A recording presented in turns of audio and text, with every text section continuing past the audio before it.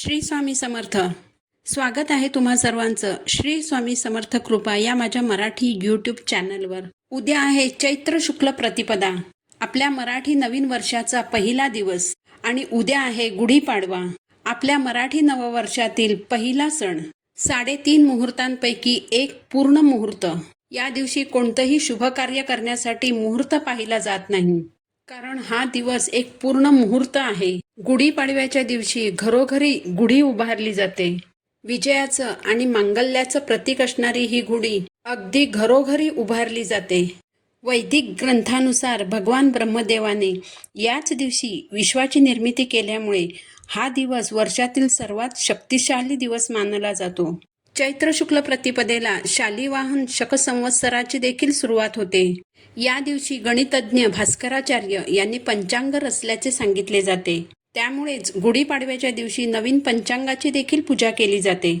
गुढीपाडवा हा एक पूर्ण मुहूर्त असल्याने या दिवशी जेव्हा तुम्ही कुठल्याही कामाची सुरुवात करता, मग ते काम धार्मिक असो किंवा मग ते काम सांसारिक असो किंवा तुमचं व्यावसायिक काम असो, तर त्या कामात तुमची अखंड प्रगती होते. आरोग्य, बुद्धी, बल आणि तेज वाढविणारा असा हा दिवस आहे. प्रत्येकाच्या जीवनातील अंधकार, अपयश आणि नकारात्मकता घालविणारा असा हा दिवस म्हणजेच गुढीपाडवा. तर याच गुढीपाडव्याचं औचित्य साधून प्रत्येक महिलेने आपल्या घरात काही उपाय करायचे आहेत, काही सेवा करायच्या आहेत.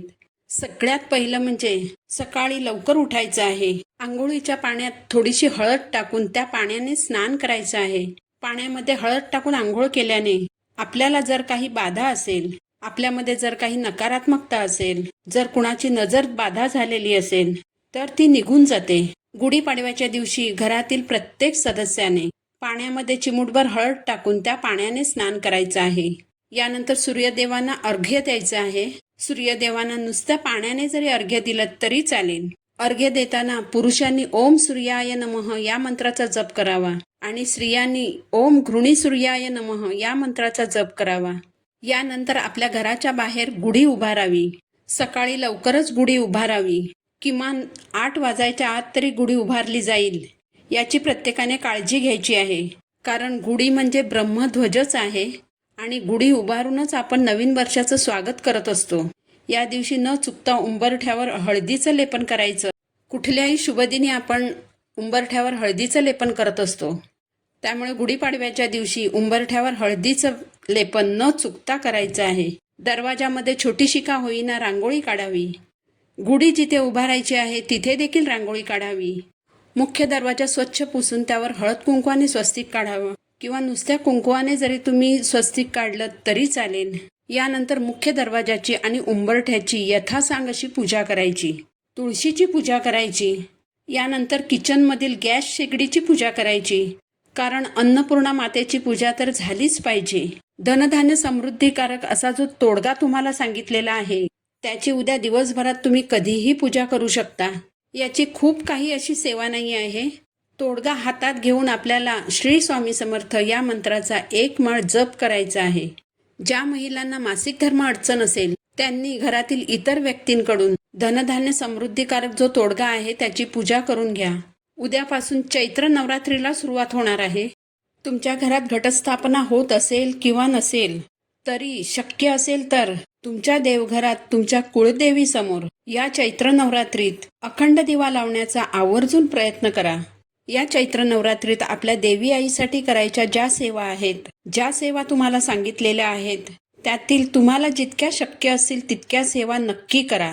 कारण आई भगवतीची सेवा करणं, आपल्या कुळदेवीची सेवा करणं अतिशय महत्त्वाचं आहे. म्हणून या चैत्र नवरात्रीत प्रत्येकाने आपल्या कुळदेवीची सेवा नक्की करा. गुढीपाडव्याच्या दिवशी तुम्ही मंगल कलशाची स्थापना करू शकता. तुमच्या देवघरात जर तुम्ही अजूनही मंगल कलशाची स्थापना केलेली नसेल तर गुढीपाडव्याच्या दिवशी तुम्ही तुमच्या देवघरात मंगल कलशाची स्थापना अवश्य करा. मंगल कलश हा नावाप्रमाणेच मांगल्याचं आणि शुभतेचं प्रतीक असतो. या मंगल कलशामध्ये आपल्या कुळदेवीचा वास असतो. म्हणून गुढीपाडव्याच्या दिवशी मंगल कलशाची स्थापना अवश्य करा. गुढीपाडव्याच्या दिवशी संध्याकाळी 4च्या दरम्यान हळद कुंकू, फुले व अक्षता वाहून गुढीची पुन्हा पूजा केली जाते आणि त्यानंतर गुढी उतरवली जाते. तर जेव्हा आपण गुढी उतरवतो तेव्हा त्या गुढीमध्ये, गुढीवर ठेवलेल्या कलशामध्ये प्रजापती लहरी खूप जास्त प्रमाणात आकृष्ट झालेल्या असतात. त्या कलशामध्ये समाविष्ट झालेल्या असतात. तर त्या कलशामध्ये तुमच्या घरातील तांदूळ घ्या किंवा गहू घ्या किंवा तुमच्याकडे जे कोणतंही धान्य असेल ते धान्य घ्या. संपूर्ण कलश भरून धान्य घ्या. त्यावर 2 अखंड हळकुंड ठेवा. त्यावर यथाशक्ती दक्षिणा ठेवा. त्यानंतर तो संपूर्ण कलश देवासमोर ठेवावा.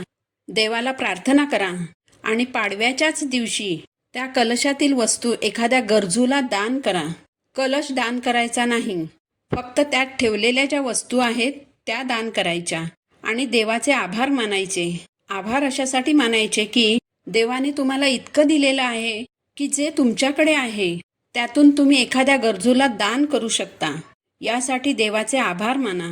गुढीपाडव्याला दान करण्याला अतिशय महत्त्व आहे. या दिवशी केलेलं दान, या दिवशी कोणतंही चांगलं कर्म तुम्ही करत असाल तर त्या दानामध्ये आणि तुमच्या चांगल्या कर्मामध्ये वृद्धी होत असते. आता कडुनिंबाचा जो पाला आपण गुढीला बांधलेला असतो, तर हा कडुनिंबाचा पाला अतिशय महत्त्वाचा असतो. आपल्या आर्थिक अडचणी ज्या असतात त्या सोडविण्यासाठी हा कडुनिंबाचा पाला आपल्याला मदत करत असतो. तर जेव्हा आपण गुढी खाली उतरवतो तर त्या पाल्यामधील 21 कडुनिंबाची पानं घ्यावीत. ती पानं देवासमोर ठेवायची. त्यावर तुम्ही यथाशक्ती दक्षिणा ठेवा. ही दक्षिणा म्हणजे आपल्याला नाणी ठेवायची आहेत, जिला आपण चिल्लर म्हणतो. खरं तर ही जी चिल्लर असते हीच खरी लक्ष्मी असते. 1 रुपयाची नाणी असतील, 5 रुपयाची नाणी असतील किंवा 10 रुपयाची नाणी असतील. तुम्ही 1 रुपयाची 11 नाणी ठेवलीत तरी चालतील, 21 नाणी ठेवलीत तरी चालतील. तर ही नाणी देवासमोर ठेवा. देवाला प्रार्थना करा, माझ्या आर्थिक परिस्थितीमध्ये सुधारणा होऊ दे. मी जे काही कष्ट करत आहे, मी जी काही मेहनत करत आहे, तर माझ्या कष्टाचा, माझ्या मेहनतीचा मला योग्य तो मोबदला मिळू दे, अशी देवाला प्रार्थना करा. आणि त्यानंतर तो लिंबाचा पाला आणि तुम्ही जी दक्षिणा ठेवलेली आहे ती घेऊन एकत्र बांधून तुमच्या तिजोरीत ठेवा. हे सर्व उपाय करताना मनात एक सकारात्मक भावना ठेवा की हे उपाय केल्याने माझं भलं होणार आहे. या उपायामुळे माझी आर्थिक परिस्थिती नक्कीच सुधारणार आहे. कारण सकारात्मक भावना मनात ठेवून जेव्हा आपण कोणतंही काम करतो तेव्हा त्या कामात आपल्याला यश हे लवकर मिळतं. यानंतर उरलेला जो लिंबाचा पाला असेल तो तुमच्या साठवणीच्या धान्यात ठेवा. कारण लिंबाचा पाला हा कधीही खराब होत नाही आणि जेव्हा हा लिंबाचा पाला आपण धान्यामध्ये ठेवतो तेव्हा वर्षभर आपल्या घरात कधीही धनधान्याची कमतरता भासत नाही. अन्नपूर्णा मातेचा वास घरामध्ये असणं अतिशय महत्त्वाचं आहे. घरामध्ये एखाद्या वेळेस थोडाफार पैसा कमी पडला तरी चालेल, पण घरामध्ये कधीही धनधान्याची कमतरता मात्र होऊ नये असं म्हटलं जातं. तर हा दिवस आपल्याला आपल्या कुळदेवीच्या सेवा करण्यात, स्वामींच्या नामस्मरणात आणि आपल्या आराध्य देवतेच्या सेवेत घालवायचा आहे. तुम्हा सर्वांना गुढीपाडव्याच्या खूप खूप शुभेच्छा. तर झालेली सेवा मी महाराजांच्या चरणी अर्पण करते. पुन्हा भेटू नवीन व्हिडिओसोबत. श्री स्वामी समर्थ.